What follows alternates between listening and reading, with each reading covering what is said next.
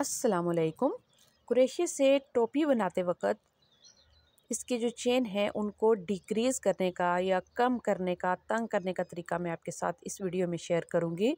तो देखिए यहाँ पे मैंने जब इसके जो चेन है उनको बढ़ाना कम किया, मतलब मैंने इसको गोलाई देना चाही, तो वहाँ पे मैंने इसके जो स्टिच हैं उसकी जो इस दायरे को मैंने बुनना शुरू किया। तो यहाँ पे मैंने हर 3 चेन के बाद एक चेन को बिना बुने ही छोड़ा।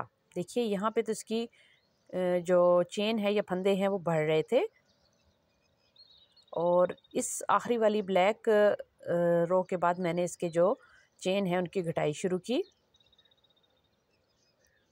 देखिए इस तरह से यहाँ से मैंने इसकी घटाई शुरू की है, और इसको यहाँ से तंग किया जाता है, ये चेन जो हैं वो डिक्रीज़ किए जाते हैं।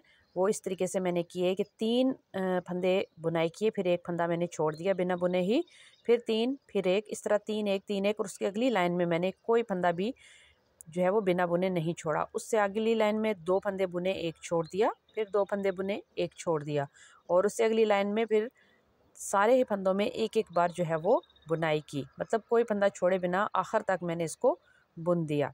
तो यहाँ पे देखिए, जब भी आप कोई सर्कल बनाएं और आप उसको घटाई करना चाहें, तो जब आपने उसके बढ़ाए थे स्टिच या चेन, जब आप बढ़ा रहे थे, तो जिस हिसाब से आप उसकी चेन बढ़ा रहे थे, मतलब आखिरी वाली काली लाइन में मैं 3 और 1 के हिसाब से चल रही थी, मतलब 3 फंदे में सिंगल बुनती थी और 1 फंदे में जो है वो मैं डबल बार क्रोशिए को बुन रही थी। तो जब मैंने इसको घटाना शुरू किया, तो यहाँ पे देखिए 3 फंदे बुने, फिर 1 को छोड़ दिया, फिर 3 फंदे बुने और 1 को छोड़ दिया। तो चलिए मैं आपको थोड़ा-सा बताती हूँ कि किस तरीके से मैंने 3-3 फंदे बुने और 1-1 फंदे को स्किप किया उसमें से।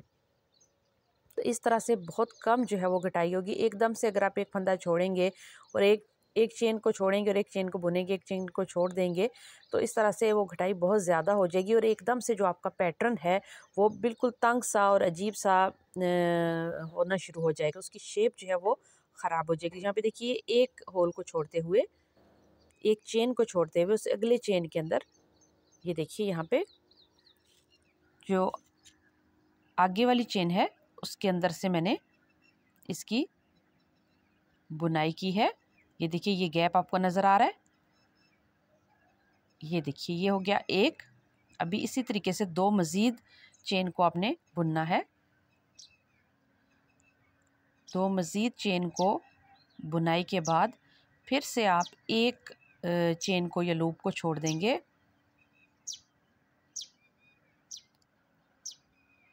देखिए अभी तीसरा,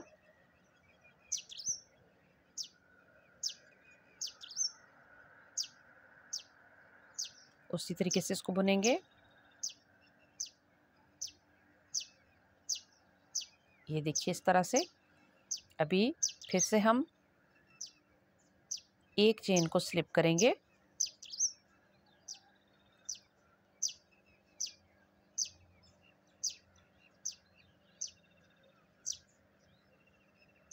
ये देखिए उसको हमने छोड़ते हुए उसके नेक्स्ट वाले चेन के अंदर से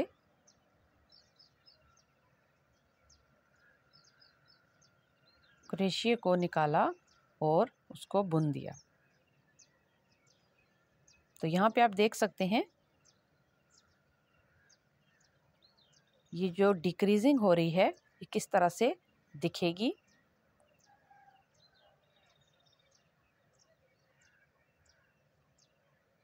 देखिए हर 3 के बाद एक चेन जो है वो, जो होल आपको नज़र आ रहा है, ये वो एक चेन है जो हर दफ़ा हम स्किप कर रहे हैं। आप चाहें तो 4 के बाद भी स्लिप कर सकते हैं। अगर आप बहुत कम घटाई चाहते हैं, आप चाहते हैं कि आपका जो पैटर्न है, ये सर्कल है, वो बहुत धीरे धीरे से तंग हो या कम हो, तो आप उसको 4 या 5 चेन के बाद भी घटाई दे सकते हैं, मतलब उसको कम कर सकते हैं, डिक्रीज़ कर सकते हैं। लेकिन एकदम से ही आप जब उसको एक चेन स्किप करेंगे और एक को बुनेंगे, तो वो बहुत अजीब पैटर्न हो जाएगा, वो बहुत जल्दी से जो है वो तंग होना शुरू हो जाएगा। उसके फंदे जितने आप स्किप करेंगे उतने फंदे आप इस बात का ध्यान रखें कि वो माइनस होते जाएंगे आपके पूरे पैटर्न में से, उसकी गोलाई में से माइनस हो जाएंगे।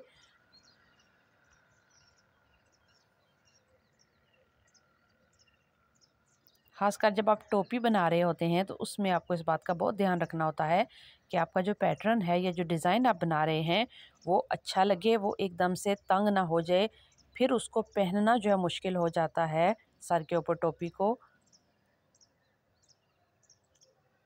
और वो किनारों से बहुत ज़्यादा टाइट हो जाती है।